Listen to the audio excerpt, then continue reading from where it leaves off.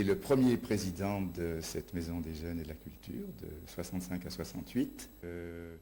J'ai vu venir un jour 3 ou 4 jeunes que j'avais rencontrés auparavant et qui sont venus me demander on aimerait monter une maison des jeunes, est-ce que ça vous intéresse d'être un des adultes dont on a besoin pour faire ce démarrage.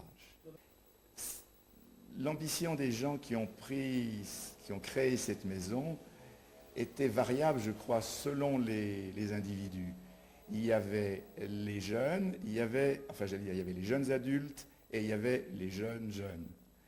Les jeunes jeunes, ce qui les intéressait, c'était d'abord d'avoir un lieu où ils puissent se retrouver et puissent éventuellement pratiquer des activités qui ne se pratiquaient pas dans les associations pourtant nombreuses à Neuville. J'étais à l'origine de la MJC en 1965, lorsqu'elle s'est installée dans la première salle au rez-de-chaussée, et j'étais à côté du maire, dont j'étais à cette époque l'adjoint.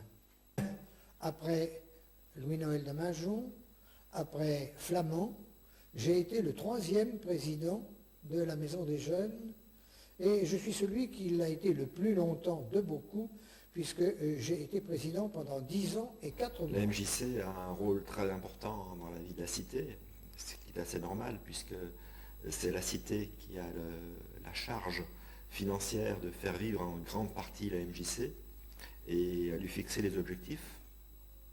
Donc c'est assez normal de lui rendre en quelque sorte la monnaie de sa pièce. Je crois que la MJC est toujours dans l'esprit de ceux qui l'ont créée.